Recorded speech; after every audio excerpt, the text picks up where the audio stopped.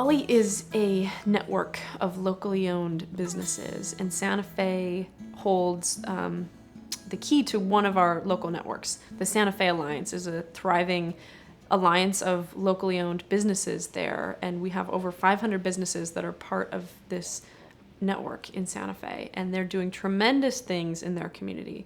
So when we talk about the economic crisis and the credit crunch, the story unfolds in a very different way for BALLE communities because they have already started to put in place a lot of the different building blocks that are necessary for a strong, vibrant local economy. $1 spent at a local independent business, 45 cents of that stays in our local community, and it is recycled in the community. We have to start addressing issues of ownership in every policy-making discussion that we have.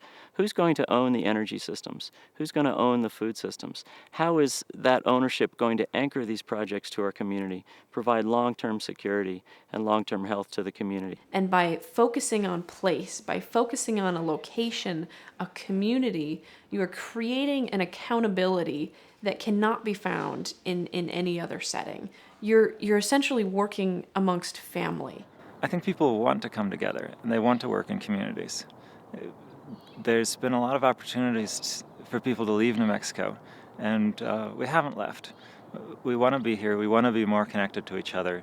We want to be more self-sustaining. I think that's a pretty deep value around here.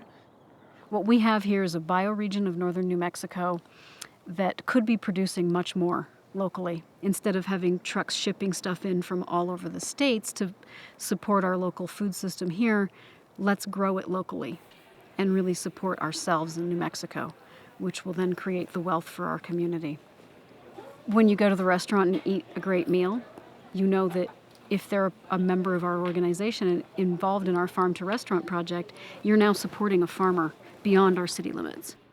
Rural economies have been under pressure since World War II, the farms and everything have gone downhill. There's just no jobs in rural areas, and if the farmer's market can provide a reasonable means for people to support themselves who live in rural areas, and jobs that are attached to the land, that's going to do more than anything to revive rural economy.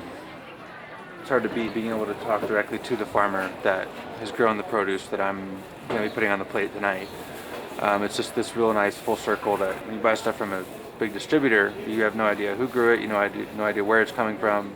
It's a whole relationship with our customers, with the chefs, and they, in a way, have a part of the farm. They're part of our farm. This is my favorite place in the whole world. It's a huge anchor in the local community, and there's so many things that can grow from that. We have a real opportunity here. I feel like we're really on the edge of something big and really growing our agricultural community, growing the entire system, both from all sides. Now there's much more engagement, much more collaboration, this sharing of best practices. There's a hunger and an appetite for what's happening in your network and how can we build on that. There's a sense of urgency that we just can't go it alone at the pace at which going alone allows. In some ways, because of its remoteness, Dixon has a much more holistic view of what it's really going to take to be a sort of self-sustaining, self-determining locality. Obviously, they're a lot smaller than Santa Fe, don't have all of the services and industries represented that you have in Santa Fe, but they really have the essence of taking care of themselves in terms of food, culture, energy. It is feasible that the entire, certainly, valley could be powered by a grid of solar. It's feasible. Is it expensive to set up? Yes, but if you think about it, then we're all paying into to maintain that grid. Why isn't our electric co-op investing the money that we're spending on our electricity into something other than coal power? One of the biggest problems in communities is that energy dollars, when you hand a dollar to an investor-owned utility, which are the providers of most of our energy resources, 85 cents of that dollar leaves the community in the first round of spending. So you have this amazing, enormous loss of energy dollars from the community. And frankly, the work of BALLE and the work of the Santa Fe Alliance to bring the attention to the role of locally owned independent businesses in this is extremely important, because all of what we're talking about is wealth building. We're talking about building wealth in the communities through local ownership. We're doing a lot of it already.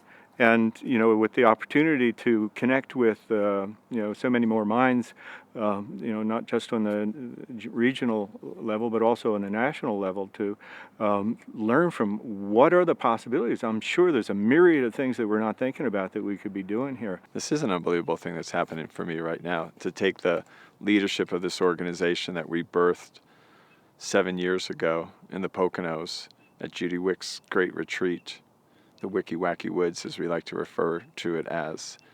I think it's really hard to imagine 7 years later that we'd be at this moment in time with all this opportunity and elements of uncertainty as well, but clearly picking up from the community, from business owners, from sister organizations, that this is the moment, this is the time for BALLE to really step forward, given its new capacities, its infrastructure, its sense of calling and responsibility to really make this new economic system that's so desperately needed show up and work.